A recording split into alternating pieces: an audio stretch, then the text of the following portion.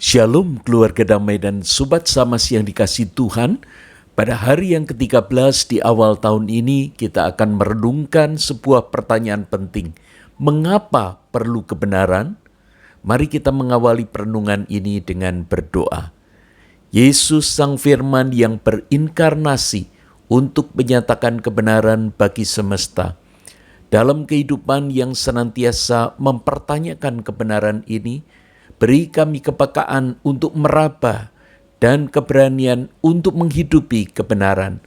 Dalam kerendahan hati kami mempersembahkan ketaatan kami untuk dibentuk oleh firman-Mu. Dalam Kristus kami berdoa. Amin. Keluarga damai dan sobat Samas, bacaan hari ini diambil dari Yohanes 14 ayat 6. Kata Yesus kepadanya, "Akulah jalan, kebenaran dan hidup. Tidak seorang pun datang kepada Bapa kalau tidak melalui aku." Keluarga damai dan sobat Samas, mengapa kita perlu kebenaran? Kebenaran adalah persesuaian antara pengetahuan, penalaran, dan objek.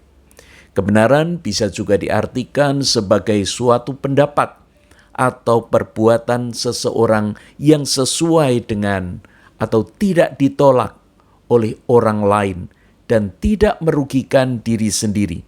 Kebenaran adalah lawan dari kekeliruan yang merupakan objek dan pengetahuan tidak sesuai. Pengetahuan yang benar adalah pengetahuan yang sesuai dengan objek, yakni pengetahuan yang objektif. Karena suatu objek memiliki banyak aspek, maka sulit untuk mencakup keseluruhan aspek, mencoba meliputi seluruh kebenaran dari objek tersebut. Pertanyaan tentang kebenaran banyak diperdebatkan oleh teolog, filsuf, dan ahli logika. Kebenaran pada dasarnya adalah persesuaian antara pikiran dan kenyataan. Tapi mengapa kita perlu kebenaran? Sebuah pertanyaan skeptis sering muncul demikian. Kalau sudah mengetahui kebenarannya, lalu mau apa? Bukankah kebenaran sering dikalahkan oleh suara mayoritas? Apalagi di era post-truth yang mulai populer sejak 2016, di mana terjadi polarisasi informasi, kebohongan atau hoax yang dikemas dengan cantik atau malah berbalut teror, jadi lebih laris ketimbang sebuah kebenaran. Kebohongan yang terus diulang dan diviralkan dan disuarakan oleh tokoh-tokoh berpengaruh akan membentuk opini dan bahkan kebenaran. Dan ini lebih disukai khalayak ramai daripada harus bersusah payah menggali fakta dan data yang sesungguhnya. Post-truth tumbuh subur dalam masyarakat fakir literasi. Namun Yesus bukanlah Tuhan yang bisa dibungkam maupun pembungkam kebenaran. Dalam Yohanes 14 ayat 6, Yesus menyatakan 4 alasan mengapa kebenaran begitu penting. Yang pertama, akses kepada Bapa.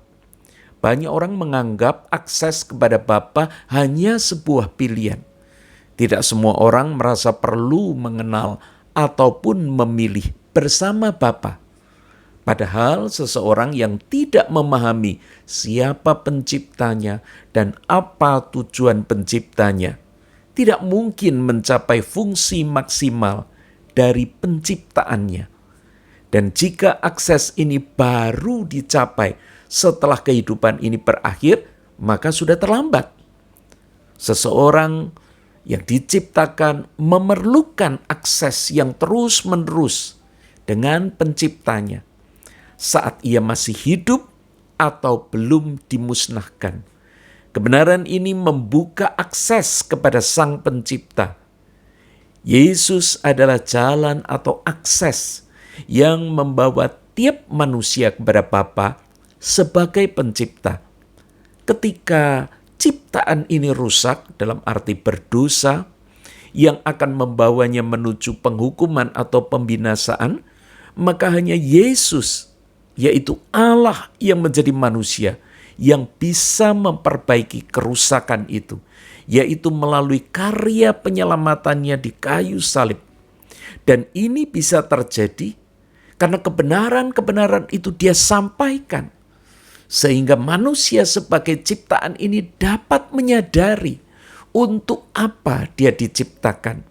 Dan disitulah akses kepada Bapa sebagai pencipta dibukakan. Apa jadinya kalau kebenaran seperti ini tidak diberikan, maka akses kepada Bapa itu ditutup. Yang kedua, kebenaran memberikan kepastian. Dia mengatakan, tidak seorang pun datang kepada Bapa kalau tidak melalui aku. Hidup sering terasa seperti labirin dengan banyak jalan, di mana banyak pertanyaan tanpa jawab maupun kepastian. Di dunia banyak kebenaran yang terdistorsi atau tercemar dan subjektif. Benar bagi atau menurut sebagian orang saja. Yesus menampilkan dirinya sebagai kebenaran tertinggi dan tidak berubah. Dia mewujudkan kejujuran dan keandalan, sehingga dirinya maupun kebenarannya menjadi sesuatu yang dapat diandalkan.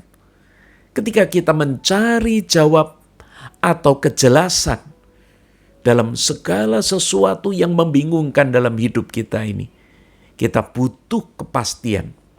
Dan hal ini hanya ditemukan di dalam Yesus. Kalau sebuah kebohongan seringkali menimbulkan efek domino karena membangun kebohongan-kebohongan berikutnya, maka kebenaran Yesus menjadi dasar kebenaran-kebenaran selanjutnya. Jika seseorang hidup dalam kebenaran, dia tidak akan kompromi dengan ketidakbenaran, sehingga hidupnya menjadi kumpulan kebenaran yang akan membangun integritas yang solid. Betapa pentingnya kita memahami, kita mendapatkan dan menghidupi kebenaran yang bisa memberikan kepastian. Dan hanya Yesus yang bisa memberikan itu. Yang ketiga, kebenaran itu membawa akibat kekal. Seringkali kita hanya bertemu dengan kebenaran yang relatif, tidak pasti, atau kebenaran sesaat. Hari ini masih betul, tapi besok belum tentu. Bisa saja berubah menjadi salah.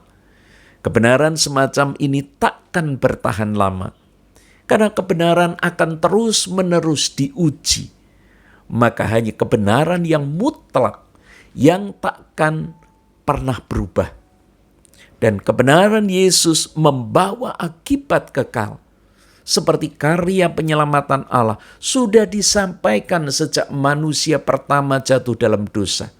Dan kebenaran ini terus digaungkan, bahkan digenapi pada kelahiran bayi Yesus. Dan sampai pada waktu kematian Yesus di atas kayu salib, maka kebenaran itu menjadi suatu fakta yang tak terbantahkan. Dan itu membawa jaminan kepada kehidupan kekal. Semua yang percaya kepada Yesus serta menyerahkan dirinya untuk ditebus dan dibasuh oleh darah Yesus, ia akan selamat sampai selama-lamanya. Apa jadinya kalau kebenaran ini tidak dipahami? Maka manusia tidak akan bisa menerima penebusan dan keselamatan itu. Yang keempat, kebenaran membawa perubahan hidup. Sebuah ciptaan yang rusak tidak akan bisa digunakan sesuai fungsinya. Namun sebuah perbaikan total akan membuat ciptaan tersebut berfungsi kembali seperti sedia kala. Kebenaran Yesus yang dialami seseorang pada masa hidupnya membuat Allah dapat memperbaiki setiap kerusakan yang muncul akibat dosa.